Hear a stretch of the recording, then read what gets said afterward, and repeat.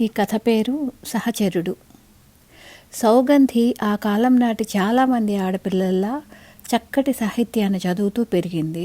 తను చదివిన ప్రబంధాలు, కాల్పనిక సాహిత్యం ఆమె ఊహలకి రెక్కలని, ఆలోచనలకి సౌకుమార్యాన్ని అద్దాయి. సౌగంధికి తన పేరంటే చాలా ఇష్టం.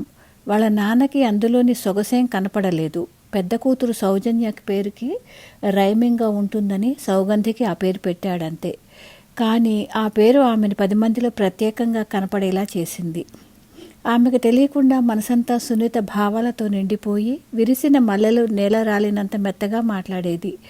సౌగంధి కోపాన్ని చూడాలని, ఆమె పరుషంగా మాట్లాడే మాటలని వినాలని స్నేహితురాళ్ళు ప్రయత్నించారు, కానీ ఓడిపోయారు.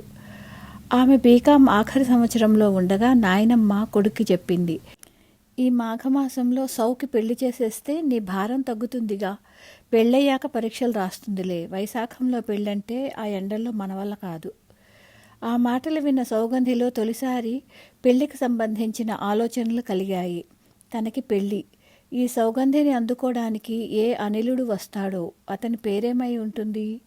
ఆమె కొన్ని పేర్లు ఆలోచించింది, కానీ నచ్చలేదు. చటుక్కున తను చదివిన అనువాద బెంగాలీ సాహిత్యంలోని పేరు గుర్తొచ్చింది. హిమాంశు. ఎంత చక్కటి పేరు! చల్లని చందమామల అతనుంటే తను రజనీగంధ కాదా? ఆమె ఆ రాత్రి తనకి కాబోయే సహచరుడికి హిమాంశుగా నామకరణం చేసింది. డిసెంబర్ నుంచి పెళ్లి సంబంధాలు చూడటం మొదలుపెట్టిన సౌగంధి తండ్రి జనవరి నాటికి ఓ సంబంధం ఖాయం చేశాడు. అబ్బాయి స్టేట్ గవర్నమెంట్లో పనిచేస్తాడు. పెద్దగా బాధ్యతలు లేవు. చూడటానికి బాగానే ఉన్నాడు. భోజనాల దగ్గర చెప్పాడు. పిల్లకి బొత్తిగా నోట్లో నాలుక లేదు. దానికేమైనా కావాలన్నా మనం చూసి ఇవ్వాల్సిందే తప్ప నోరు విడిచి అడగదు. పిల్లాడు సౌమ్యంగానే ఉన్నాడా? సౌ తల్లి అడిగింది. బాగానే మాట్లాడాడు మరి. ఆ పైన దాని అదృష్టం. ఇదైనా కొంచెం లౌక్యం నేర్చుకోవాలి. నోరు లేని పిల్లంటే చులకన ఈ రోజుల్లో. ఆయన దేవుడి మీద భారం వేశాడు. అబ్బాయి పేరేంటి? శంకర్రావు. ఆ మాట విన్న సౌగంధి కొద్దిగా నిరుత్సాహపడింది. ఆ రాత్రి ఆమె తన మేనమామ ఇచ్చిన ఆ సంవత్సరం డైరీని బయటికి తీసింది. ఆ కేంద్ర ప్రభుత్వ సంస్థ డైరీలో అడ్వర్టైజ్మెంట్స్ కాక 1984 లీప్ ఇయర్ కాబట్టి 366 పేజీలున్నాయి. ఆమె ఆ రోజు తేదీని పట్టించుకోకుండా జనవరి 1వ తారీఖు పేజీలో గుండ్రటి నీలం అక్షరాల్లో రాసింది. హిమాంశు, నా జీవన సహచరుడా, నీ ప్రాంగణంలో అడుగు పెట్టాలని ఆశతో ఎదురుచూస్తున్నాను. నీ సౌగంధి. ఆ మాటలని 1కి 2 సార్లు చదివింది. ఆ తర్వాత డైరీని భద్రంగా దాచింది. శంకర్ పెళ్లిచూపుల్లో అందరికీ నచ్చాడు. మంచివాడు అనిపించాడు. సౌగంధిని ఒక్క ప్రశ్న కూడా అడగలేదు. బుద్ధిగా పెద్దవాళ్లతోనే మాట్లాడాడు. సౌగంధి మనఃఫలకం మీద ఏర్పడ్డ తొలి చిత్తరువు శంకర్దే, కానీ అతనికి ఆమె హిమాంశు అనే పేరు పెట్టింది. అతను పెళ్లి చూపుల్లో తన వంక ఓసారి చూసి తల తిప్పుకొని పెద్దవాళ్లతో మాట్లాడటం ఆమెకి నచ్చలేదు. అది తిరస్కరణగా భావించి ఆమె మనసు విలవిల్లాడింది. ఆ రాత్రి డైరీ తీసి పక్క పేజీలో రాసింది. సహచరుడా, నువ్వు నన్ను ఓరగా చూసి చిరునవ్వు నవ్వావు. చంద్రకిరణాలకు విచ్చుకున్న కలువల నా మనసు విరిసి మురిసింది. సౌగంధి పేరు చాలా బాగుంది, కానీ నువ్వు సౌదామినిలా ఉన్నావు అన్నావు. ఈ ప్రశంస నేను ఎదురుచూడని బహుమతి. ఆమె తన ఊహలకు రంగులు అద్దుతూ ఆ పెళ్లి చూపులని రసరమ్య కావ్యంలా మార్చింది. పెళ్లిలో అంతా జంట బాగుంది అని మెచ్చుకున్నారు. పేర్లు చెప్పే ముచ్చట దగ్గర ఎంత ప్రయత్నించినా ఆమె నోటి నుంచి ఆ మాట వినలేకపోయారు. హిమాంశు గొణిగింది, కానీ ఆ గోలలో ఎవరికీ వినపడలేదు. చెప్పేసింది, పదండి, గృహప్రవేశానికి టైం మించిపోతుంది. పెద్దవాళ్ళు హడావడి పెట్టారు. తొలి రాత్రి అతని నుంచి ప్రశంసలు, కబుర్లు ఆశించింది, కానీ శంకర్ చాలా యాంత్రికంగా ప్రవర్తించాడు.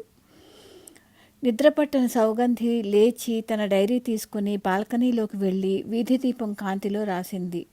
నా సుగంధాన్ని నీ ఒంటికి అలముకుంటానన్నావు. నీ సుకుమార దేహం నా చేయి తాకిడికి గాయపడి పూసిన మోదుగ కొమ్మ అవుతుందేమో అన్నావు. చేతుల తాకిడా, చేతల తాకిడా? కొన్ని చోట్ల సున్నితత్వం కంటే మొరటితనం బాగుంటుందేమోనబ్బాయి. ఆమె ఆ పేజీ నిండేదాకా ఊహల్లో విహరిస్తూ రాస్తూనే ఉంది. కొత్త కాపురంలో శంకర్రావుకి భార్య మీద ఆరోపణలు ఏమీ లేవు. ఆ వయసు పిల్లల్లోని చలాకీతనం లేదు అనుకున్నాడు. వాళ్లలోని గయ్యాళితనం, ఆశ, ఆబా లేనందుకు అతను చాలా సంతోషించారు. నోరు విడిచి ఏమీ అడగని సౌగంధికి తనే చీరలు కొనేవాడు. ఆ ముదురు రంగులు నచ్చకపోయినా చిరునవ్వుతో తీసుకునే సౌగంధి డైరీలో తనకిష్టమైన లేత రంగుల్లోని మెత్తటి దుస్తులు తెచ్చిన సహచరుడికి కృతజ్ఞతలు చెప్పుకునేది. తను ఒక రకమైన ఉన్మాదంలోకి వెళ్తోందని ఆమె గుర్తించలేకపోయింది.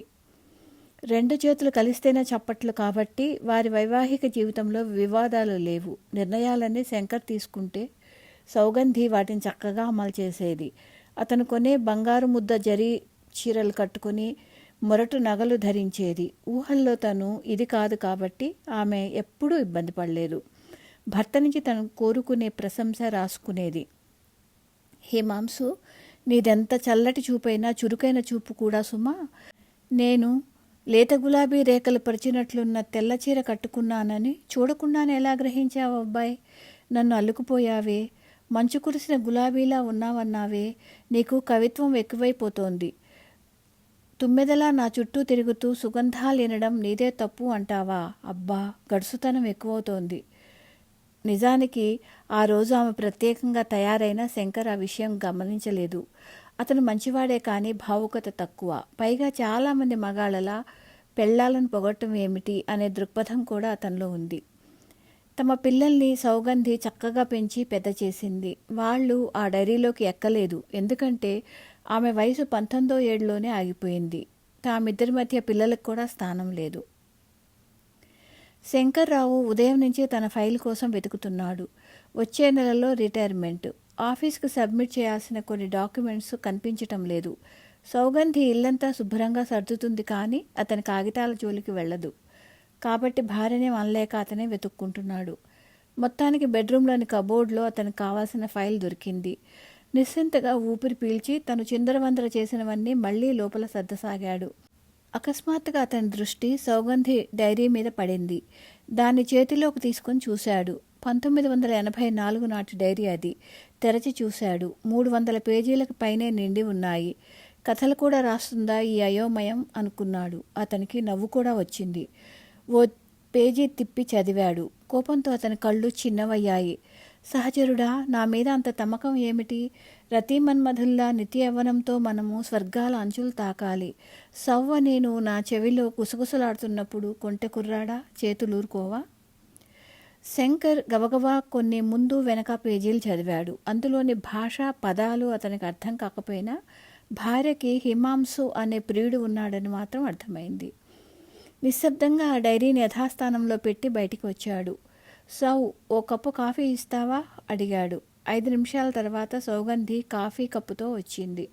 ఆమె వంక తదేకంగా చూశాడు. వయసు ఆమె మీద ఎక్కువ ప్రభావం చూపించలేదు.